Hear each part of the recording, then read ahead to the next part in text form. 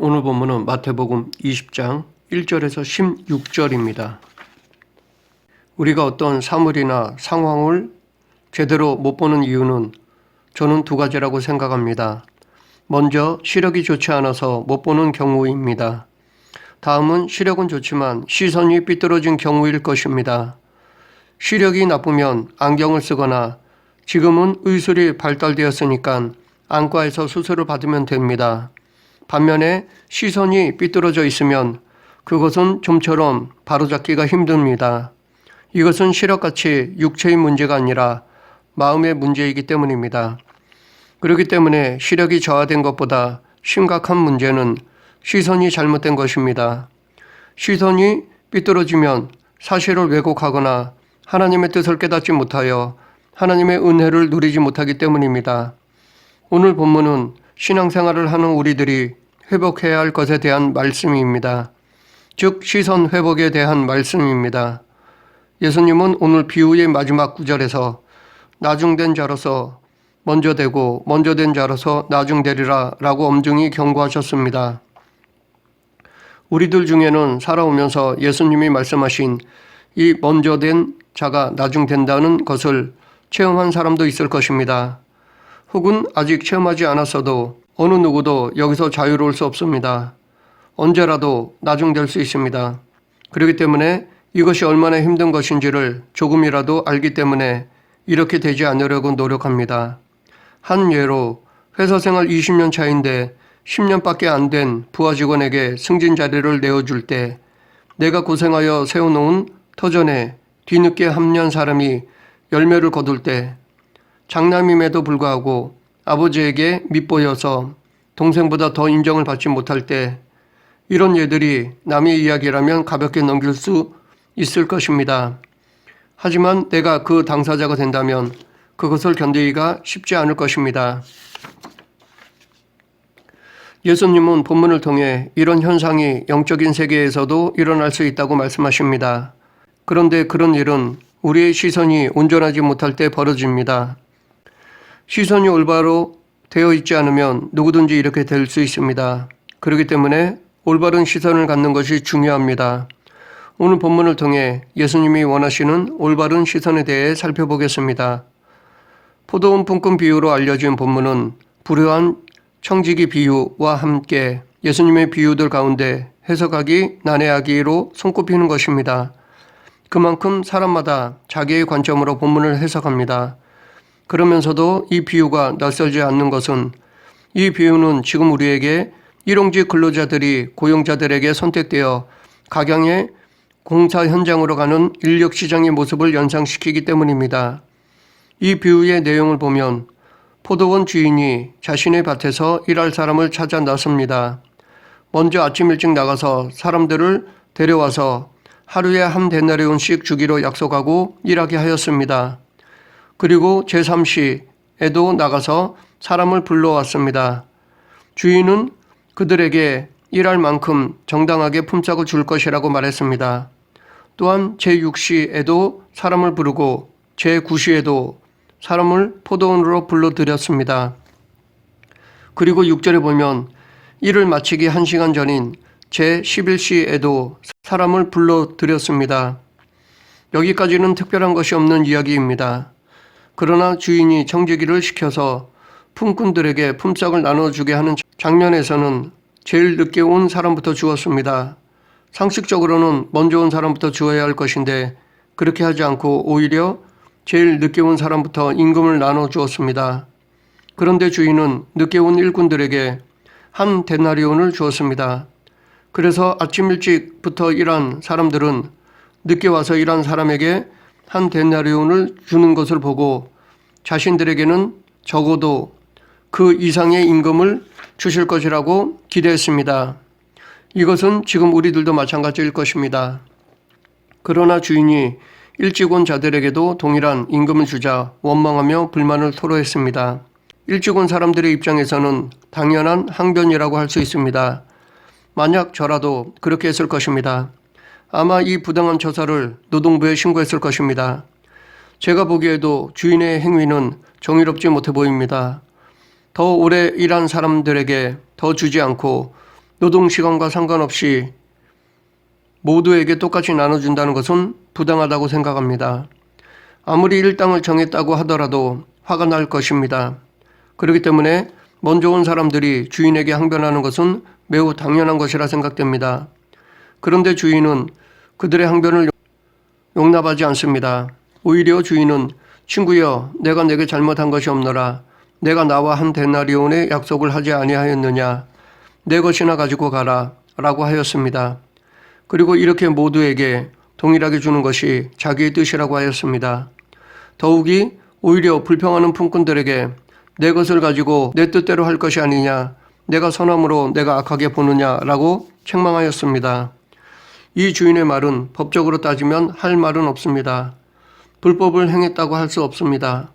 하지만 진짜 재수 없는 말이라 봅니다. 마치 지금의 부자들이 하는 말과 다르지 않습니다. 내 돈 가지고 내 마음대로 하는데 내가 뭔 상관이냐라는 것입니다. 그런데 이것은 예수님의 부자와 거지 나사로의 비유에 걸리는 말이라 생각됩니다. 우리는 부자와 거지 나사로의 비유를 통해 아무리 부자라도 자기 재산을 자기 마음대로 소비하면 그것도 하나님의 뜻을 거스르는 죄임을 배웠습니다. 그런 관점에서 보면 오늘 본문에 나오는 포도원 주인은 하나님의 것을 자기 것인 양 생각하여 자기 마음대로 사용하는 나쁜 사람이라고 볼 수 있습니다. 그러나 부자와 거지 나사로 비유에 나오는 부자와 오늘 본문에 나오는 포도원 주인은 차이점이 있습니다. 부자는 하나님께서 주신 물질을 자기만을 위해 사용했지만 포도원 주인은 품꾼들을 위해 사용했습니다. 포도원 주인은 쾌락을 쫓지 않고 소외되고 어려운 사람들을 도우려 하였습니다.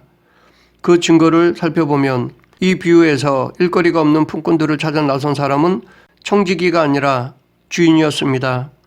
주인이 이렇게 여러 번 직접 품꾼을 찾아 나선 이유는 포도는 제때 수확하지 않으면 더운 날씨로 인해 포도가 상할 수 있기 때문에 포도 수확을 빨리 끝내기 위해 한 사람이라도 더 불러온 것이라 생각할 수 있습니다.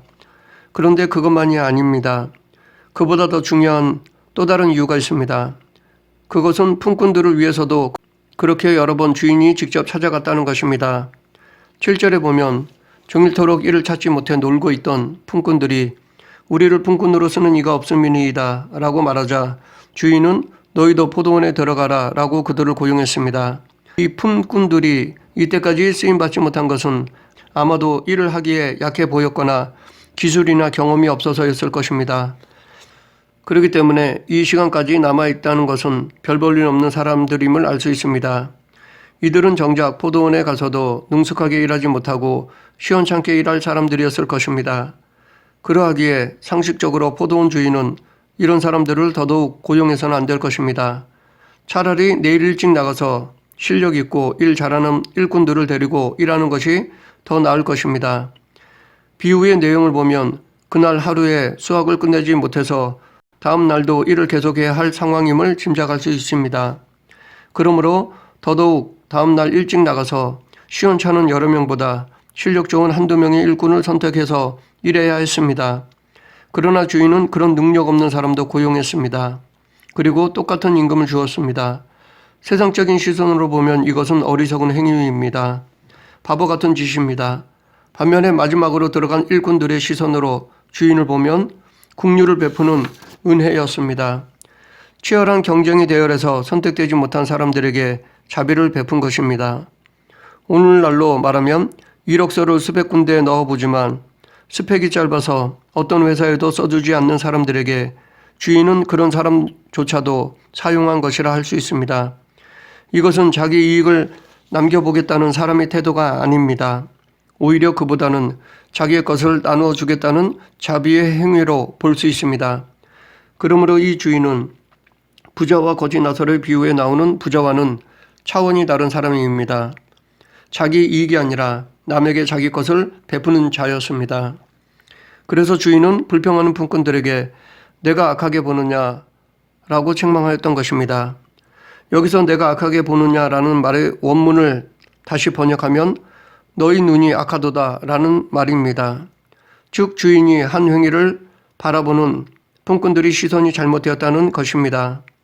먼저 온 자들은 주인의 자비, 사랑, 은혜를 바라보지 못했습니다. 자기 중심으로 주인의 행위를 판단했습니다. 선택받은 것이 자기 능력이기 때문이라 여겼습니다. 그러했기에 이렇게 행하는 주인을 이기적인 시선으로 바라보았습니다. 자기보다 못한 자들에 대해 시기심이 생긴 것입니다. 그래서 그 시기심이 주인의 자비로운 행위를 악하게 만들었습니다. 여기서 잠시 그러면 왜 먼저 온 품꾼들은 주인이 부당하게 대우했다고 생각한 이유를 살펴보면 그것은 자신들이 적게 받은 것이 아니라 나중에 온 자들이 자신들과 똑같이 대우받은 것이 탐탁지 않아서입니다. 그것은 자기보다 늦게 온 사람들은 적어도 자신이 누리고 있는 권리보다는 덜 누려야 한다고 생각했습니다. 그러나 주인은 나중에 온 자를 먼저 온 자기들과 동일하게 대우하자 분노를 일으킨 것입니다. 만약 먼저 온 자기들이 나중에 온 품꾼들보다 더 많이 받았다면 이런 원망은 없었을 것입니다. 혹은 나중에 온 품꾼들이 자기들보다 덜 받았어도 그랬을 것입니다. 본문의 경우에는 나중에 온 품꾼들이 덜 받아서야 먼저 온 품꾼들의 원망이 없었을 것입니다. 그래야 먼저 온 품꾼들은 자기들이 받은 한 데나리온에 감사할 수 있고 기뻐할 수 있었습니다. 그러나 동일하게 품삯을 주었기 때문에 먼저 온 사람들이 불평, 불만을 가지게 된 것입니다. 이런 마음은 이 품꾼들만이 아닙니다. 어느 누구라도 내가 누리는 권리를 자기보다 못한 사람이 같이 누린다면 마음이 불편해질 수 있습니다. 더욱이 힘들게 노력해서 얻었다면 더더욱 그럴 것입니다. 나는 죽도록 고생해서 이 자리까지 왔는데 누구는 어렵지 않게 똑같은 위치에 있다면 불평, 불만이 생깁니다. 이럴 때 시기가 생기며 감사가 사라집니다. 내게 주신 은혜를 잊어버리고 상대를 미워하고 하나님을 원망합니다. 그럼에도 불구하고 우리는 시기심에 붙잡히지 말아야 합니다. 시기심으로 시선이 약해지면 그 상황에서의 하나님 뜻을 알려하기보다는 세상적인 가치관으로 판단합니다. 본질을 바라보지 못하고 현상에 집착하게 됩니다. 이 비유에서 먼저 온 품꾼들은 주인의 사랑을 바라보지 못하고 단지 품삯만 바라보았습니다. 그래서 불평, 불만이 생긴 것입니다. 하나님은 무가치한 사람들을 부르셔서 귀하게 사용하십니다. 그래서 소외되고 왕따로 취급된 자들도 귀하게 서양하여 많은 사람들로 주목받게 하십니다. 또한 그런 사람들을 통해 다른 소외받고 왕따로 살아가는 사람들에게 힘과 용기와 소망을 주십니다. 혹자는 이런 모습을 보면서 예전에 나보다 못했던 사람이 잘 되니까 배 아파하고 못마땅하게 여기기도 합니다. 믿는 자들 중에도 이것을 은혜로 받아들이기보다는 하나님께 불평불만합니다. 왜 나보다 더 못한 사람은 높여주시고 나는 그대로 두시는가 불평합니다.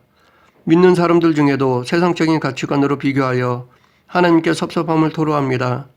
이렇게 자기 중심의 시선을 가지고 있으면 하나님의 은혜를 온전히 바라보지 못합니다. 하나님의 뜻을 온전히 깨닫지 못하고 오히려 불평, 불만거리로 봅니다. 그렇기 때문에 우리의 올바른 시선이 중요합니다. 오늘 본문 포도원 품꾼의 비유는 바로 상황을 바라보는 시선에 그 핵심이 있습니다. 물질이 아니라 시선에 관심을 가지고 보아야 합니다. 이 비유의 핵심이 물질이 아니라 시선임을 알 수 있는 또 다른 이유는 19장 27절 이하의 제자들과 예수님과의 대화에서도 알 수 있습니다. 베드로는 예수님께 우리가 모든 것을 버리고 주를 따라 싸우는데 그런즉 무엇을 얻을 수 있으리까? 라고 질문하자 예수님은 세상이 새롭게 되어 인자가 자기 영광의 보좌에 앉을 때에 나를 따르는 너희도 12보좌에 앉아 이스라엘 12지파를 심판하리라. 또 너희 이름을 위하여 집이나 형제나 자매나 부모나 자식이나 전터를 벌인 자마다 여러 배를 받고 또 영생을 상속하리라 라고 대답하셨습니다. 그리고 계속해서 30절에서 오늘 본문과 똑같은 먼저 된 자로서 나중되고 나중된 자로서 먼저 될 자가 많으니라 라고 말씀하셨습니다. 이것은 하나님을 위해 헌신한 사람들이 주의해야 할 것을 말씀하시는 것인데 하나님에 대한 헌신에서도 시선이 악하게 되지 않아야 한다는 것입니다. 시선이 악해지면 아무리 자기의 모든 것을 드린 헌신이라 할지라도 결과가 좋지 않을 수 있습니다. 그래서 예수님은 제자들에게 지금까지는 헌신적으로 잘 따라왔지만 앞으로도 하나님께 헌신한 것에 대한 공로 사상에 빠지지 않도록 주의시켰습니다. 그런 이유로 포도원 품꾼의 비유를 말씀하신 것입니다. 공로 사상을 가지고 있으면 다른 사람들이 자신과 동일한 대우나 그 이상의 대우를 받으면 시기하게 됩니다. 그래서 그와 함께 일하려 하지 않고 어떻게 해서든 그를 넘어뜨리려 합니다. 실례로 어떤 사람이 목숨 걸고 오지에 선교하러 나가 오랜 시간에 걸쳐 교회를 세웠습니다. 혼자 일하기에 일손이 부족하여 도와줄 선교사를 요청하여 본부에서 협력할 선교사를 파송했습니다. 나중에 온 선교사는 성도들을 잘 양육하여 그 교회를 더 크게 부흥시켰습니다. 그런데 성도들이 나중에 온 선교사를 더 따르자 교회를 세운 선교사가 본부에 이런저런 이유를 대어 협력 선교사를 본국으로 보냈습니다. 그 이후 다른 선교사를 부르지 않고 혼자 일했다고 합니다. 그 교회는 더 이상 성장하지 못하고 전보다 더 침체되었다고 합니다. 저는 먼저 온 선교사가 교회를 위해 후임 선교사를 보냈다고 생각하지 않습니다. 교회를 위한다면 더더욱 후임 선교사를 붙잡고 있어야 했을 것입니다. 아마도 시기심 때문이라 생각합니다. 이런 비슷한 일들이 일반 일터에서도 비일비재할 것입니다. 그런데 이런 사례에 좋은 본을 보인 사람이 있습니다. 세례 요한과 사도 바울입니다. 세례 요한은 광야에서 회개하라 천국이 가까이 왔느니라 라고 외치며 사역했습니다. 이때 많은 사람들이 세례 요한에게 몰려왔습니다. 그리고 세례 요한의 말씀을 듣고 회개하고 세례를 받았습니다. 그를 추종하는 제자들도 생겼습니다.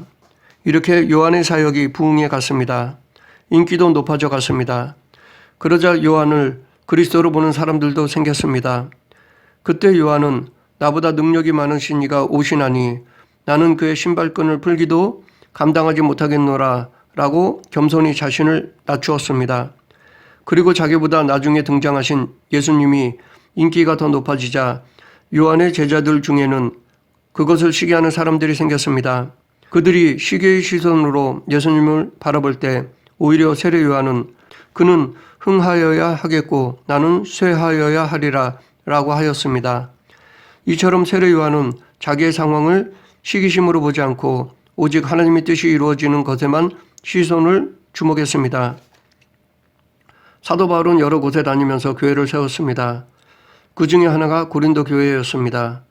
그런데 고린도 교회에 분쟁이 발생하였습니다.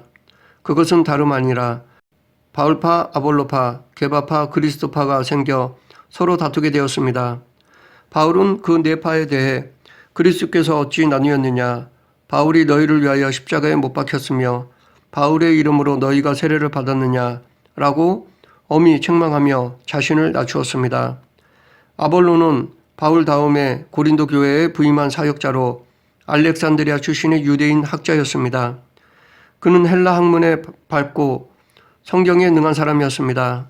사도 바울이 외모가 별로 볼품이 없고 말이 둔한 반면에 아볼로는 웅변적 설교를 했습니다. 헬라 철학에 익숙한 고린도 교회 성도들이 보기에는 아볼로가 더 뛰어나 보였습니다. 아볼로에게 매료된 고린도 교회 성도들 중 일부가 아볼로를 추켜 세웠습니다. 이때 아마 사도 바울을 추종하던 사람들은 아볼로를 시기했을 것입니다. 그러나 바울은 아볼로를 시기하지 않고 나는 심었고 아볼로는 물을 줬으되 오직 하나님께서 자라나게 하셨나니 라고 오직 하나님만 높였습니다. 자기를 높이거나 아볼로를 시기하지 않았습니다. 오히려 아볼로를 자기의 동역자로 추켜 세웠습니다. 기독교는 공로 사상이 아닙니다. 자기의 공로는 내세우지 않습니다. 단지 충성하고 나서 자신을 무익한 종이라고 고백할 뿐입니다. 그러므로 우리도 공로의식을 버리고 오직 하나님의 은혜를 바라보아야 합니다. 그렇게 하기 위해서 우리는 우리가 올바른 시선, 즉 하나님의 은혜에 시선을 고정해야 합니다. 하나님의 은혜에 우리의 시선을 고정하면 시기심을 극복할 수 있습니다. 비교의식에 빠지지 않을 수 있습니다. 공로의식을 버릴 수 있습니다. 말씀을 정리하겠습니다. 우리는 어떤 사물이나 상황을 제대로 알기 위해서는 시력이나 시선이 좋아야 합니다. 시력이 문제가 있으면 안경이나 의술의 도움을 받아 극복할 수 있습니다. 반면에 시선에 문제가 생기면 쉽게 회복하기 힘들고 무엇보다도 잘못된 시선으로 인해 잘못된 삶을 살 수 있습니다. 그리스도인으로서 우리가 올바른 시선을 갖기 위해서는 공로 사상을 내려놓아야 합니다. 그리고 시기심을 버려야 합니다. 공로 사상과 시기심은 상황을 올바로 판단하지 못하게 합니다. 우리는 이 공로 사상과 시기심을 버리기 위해서는 세례 요한처럼 사도 바울처럼 내가 죽고 예수 그리스도로 사는 삶을 살아야 합니다. 내가 그리스도와 함께 십자가에 못 박혔나니 그런즉 이제는 내가 사는 것이 아니요 오직 내 안에 그리스도께서 사시는 것이라. 이제 내가 육체 가운데 사는 것은 나를 사랑하사 나를 위하여 자기 자신을 버리신 하나님의 아들을 믿는 믿음 안에서 사는 것이라 라고 매 순간순간마다 고백하며 살아야 합니다. 이런 신앙으로 살아가는 저와 여러분이 되길 간절히 축원합니다. 기도하겠습니다. 사랑과 은혜가 풍성하신 하나님 아버지, 저희들의 잘못된 시선이 있으면 성령님께서 올바로 고쳐주시옵소서. 저희들도 바울처럼 나보다 남을 낮게 여기고 겸손히 하나님의 영광을 위해 살아가게 하여 주시옵소서. 공로 사상과 시기심을 버리고 오직 예수 그리스도의 이름만 높이는 성도가 되게 하여 주시옵소서. 예수님 이름으로 기도드립니다. 아멘.